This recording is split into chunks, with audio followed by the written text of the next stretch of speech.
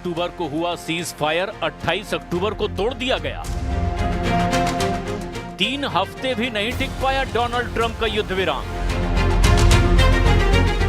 Israel ने Trump के order की ना सिर्फ धज्जियां उड़ाई बल्कि ये भी बता दिया कि हमास को काउंटर करने के लिए वो किसी भी आदेश का इंतजार नहीं करेगा।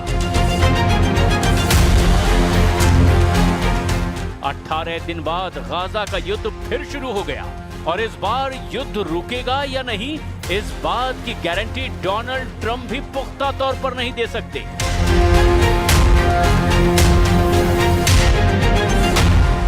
गाजा पर इजराइल की बमबारी में 100 से ज्यादा लोगों की मौत हुई है। हमेशा की तरह मरने वालों में बच्चों और महिलाओं की तादाद ज्यादा है। ये रिपोर्ट पश्चिमी देशों की न्यूज एजेंसी दे रही है। गाजा में युद्ध विराम तोड़े जाने की खबर 28 अक्टूबर की रात को आई, जब नेतन्याहू ने इजरायली सेना को एक ऑर्डर जारी किया। बेंजामिन नेतन्याहू ने कहा, गाजा पर पावरफुल स्ट्राइक की जाए क्योंकि हमास लगातार सीज फायर तोड़ रहा है, उसे सबक सिखाना जरूरी है। जब नेतन्याहू का ऑर्डर आया तो सबको एहसास हो गया कि अब गाजा में सीज फायर नहीं, डबल फायर होगा। गाजा फिर से जलने लगेगा। गाजा में यही हुआ। इजराइल की एयरफोर्स ने शुरू कर दी बहुत ही खतरनाक बमबारी। जो बम 10 अक्टूबर के बाद से गोदाम में रखे हुए थे वो गाजा पर फटने लगे।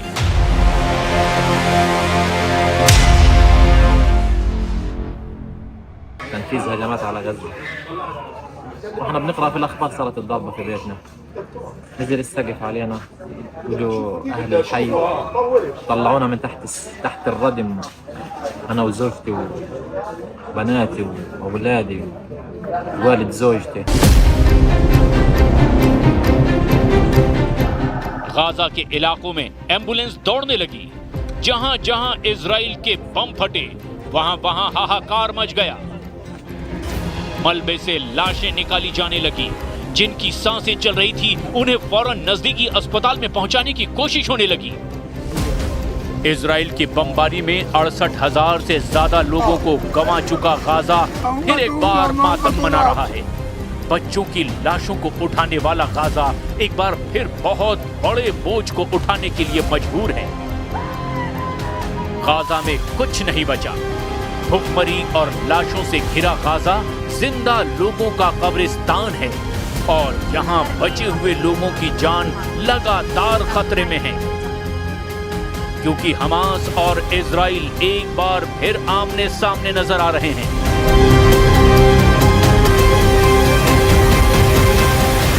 सीज फायर से पहले गाजा में 68,527 लोगों की मौत हुई।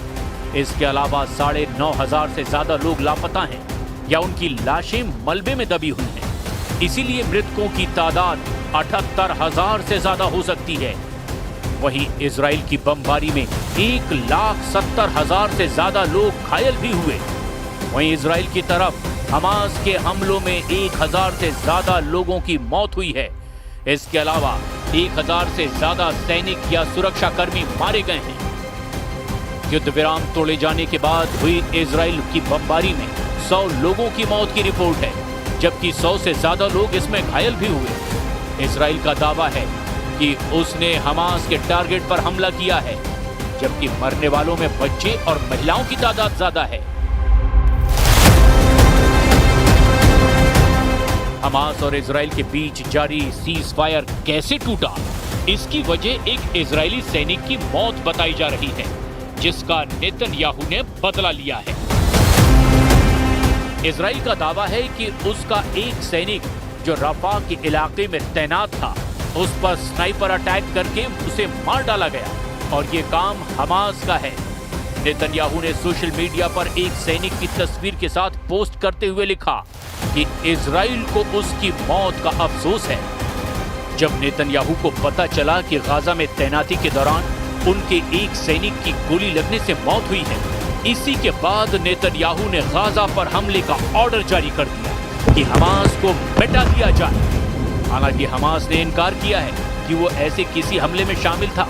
हालांकि उसने सीज फायर नहीं तोड़ा, लेकिन डोनाल्ड ट्रंप ने कहा कि इजराइल को बदला लेने का पूरा हक है।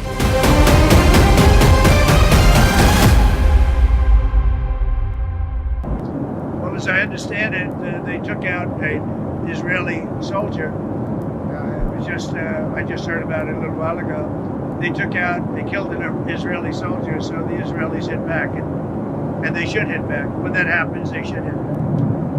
Nobody knows what happened to the Israeli soldier, but they say it was sniper fire, and it was retribution for that, and I think they have a right to do that. Trump से खुला समर्थन मिलने के बाद Netanyahu ने भी कह दिया कि अब इजराइल बर्दाश्त नहीं करेगा। हमास के एक हमले का जवाब इजराइल 10 हमलों से देगा। जिस दिन नेतन्याहू ने गाजा पर दोबारा हमले का ऑर्डर दिया, उस दिन वो कोर्ट में भी हाजिर हुए, क्योंकि उनके खिलाफ भ्रष्टाचार का बहुत ही संगीन केस चल रहा है। उन पर यह भी इल्जाम लगता रहा है कि केस से बचने के लिए उन्होंने युद्ध विराम में जानबूझकर देरी की है। 2020 से चल रहे इस केस में पिछले 2 सालों के दौरान नेतन्याहू कई बार राहत की अपील कर चुके हैं। अब बड़ा सवाल ये है कि अब नेतन्याहू के गुस्से का सामना कर रहा गाजा किससे अपील करेगा? صار نايمين في امان الله ما سمعنا الا حس القصف جيراننا هاي اللي استشهد اللي تصاوب على اساس انه هدنا وعلى اساس انه خلص واخذوا الاسرى وخلصنا. وين العالم العربي والعالم الاسلامي باي لغه خطيبهم العالم العربي والعالم الاسلامي؟ युद्ध विराम के वक्त हमास ने इजराइल के बंधक छोड़े थे, वहीं इजराइल ने फिलिस्तीन के बंधक भी रिहा किए, यानी बंधकों की अदला बदली हो चुकी है।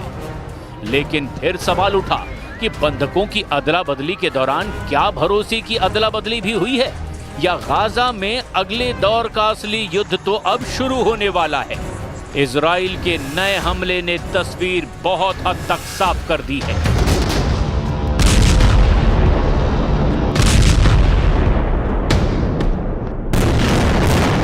इजराइल ने नेतन्याहू के ऑर्डर पर अब गाजा में बाकी बची ईंट से ईंट बजा दी है। दावा गाजा को तहस नहस करने का है, हमास को मिट्टी में मिलाने का है। 2 साल की बमबारी में 78,000 लोगों की मौत हुई और अब इजराइल के नए हमले से डर ऐसा फैल गया है कि मौत का नया आंकड़ा दूसरे स्टेज पर पहुंचकर 1 लाख की तरफ बढ़ सकता है। गाजा में हर शख्स के दिलो दिमाग पर ये धमाके अब भी गूंज रहे हैं। العالم لا يسمع يرى ويتجاهل. حسبنا الله ونعم الوكيل في كل عربي متخاذل. حسبي الله ونعم الوكيل في ترامب ونتنياهو. حسبي الله ونعم الوكيل في كل من خذل غزة وتركنا للموت. दुनिया को साफ साफ नजर आ रहा है कि गाजा में सुलग रहा भरोसे वाला बम भी फट चुका है। सिग्नल मिल चुका है कि गाजा में हमास और इजराइल के बीच सबसे निर्मम युद्ध फिर से शुरू होने वाला है। भरोसे वाला बम फट चुका है और अब गाजा में ऐसी तबाही हो सकती है जिसे रोकने के लिए 10 डोनाल्ड ट्रंप भी कम पड़ सकते हैं। بدنا نخلص. أنا واحد عمري 27 سنة مش عارف أعمل حاجة. في حرب غير حرب. إحنا تعبنا وزقنا وبدنا نخلص من هيك وضع، لأنه كل اللي حوالينا مخنوق. गाजा में इजराइल की नई बमबारी ने यूरोप से लेकर अमेरिका तक उन लोगों का भरोसा हिलाकर रख दिया है जो सीज फायर को लेकर डोनाल्ड ट्रंप पर यकीन कर बैठे। अब तो ये बात डोनाल्ड ट्रंप भी समझ चुके हैं कि इजराइल के सामने उनकी बिल्कुल नहीं चलती। लेकिन उनके दावों और वायदों को याद दिलाने से पहले आप देख लीजिए कि ट्रंप ने युद्ध विराम टूटने पर क्या कहा था। Nothing's going to jeopardize. You have to understand, Hamas is a very small part of peace in the Middle East, and they have to behave. They're on the rough side, but they said they would be good, and if they're good, they're going to be happy, and if they're not good, they're going to be terminated. Their lives will be terminated, and they understand that. Gaza को लेकर शांति प्रस्ताव की बात जब मिस्र में हुई तब वहां डोनाल्ड ट्रंप भी थे और उस दौरान हमास उस मीटिंग से पीछे हट गया था क्योंकि ट्रंप की कई शर्त हमास को मंजूर नहीं थी। इसमें से एक है हथियार सरेंडर करना। हालांकि ट्रंप मिस्र में हुई मीटिंग में आए, हमास और इजराइल के बीच भरोसे वाला बम ना फटे इसके लिए डोनाल्ड ट्रंप तेल अवीव भी पहुंचे।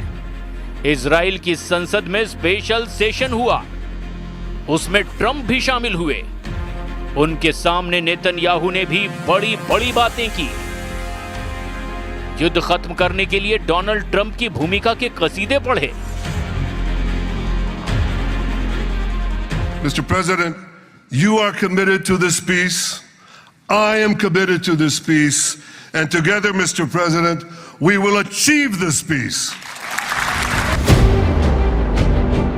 नेतन्याहू डील पर कितना कायम रहे ये आज की गाजा की तस्वीर बता रही है, क्योंकि 80 से ज्यादा लोगों की मौत के बीच अब सवाल ये उठ रहे हैं कि क्या ये ट्रंप के बस की बात नहीं कि वो नेतन्याहू के युद्ध को काबू कर सकें। बंधकों की अदला बदली के बीच डोनाल्ड ट्रंप जब इजराइल पहुंचे तो उन्होंने ये बताना चाहा कि हमास और इजराइल के बीच अगर जंग रुकी है तो इसकी वजह कोई और नहीं बल्कि वो खुद यानी डोनाल्ड ट्रंप हैं। ट्रंप का ऐसे मौके पर इजराइल आना बताने की कोशिश थी कि इस युद्ध विराम का साफा अपने सिर बांधना चाहते हैं, लेकिन 18 दिन के अंदर ही युद्ध विराम फेल हो गया। ना हमास ने हथियार सरेंडर किए, ना इजराइल ने बमबारी पूरी तरह से रोकी। तब डोनाल्ड ट्रंप अपने सपने का गाजा बनाने की बात कर रहे थे, बड़ी बड़ी बातें कर रहे थे। This is not only the end of a war, this is the end of an age of terror and death and the beginning of the age of faith and hope and of God. It's the start of a grand concord and lasting harmony for Israel and all the nations of what will soon be a truly magnificent region.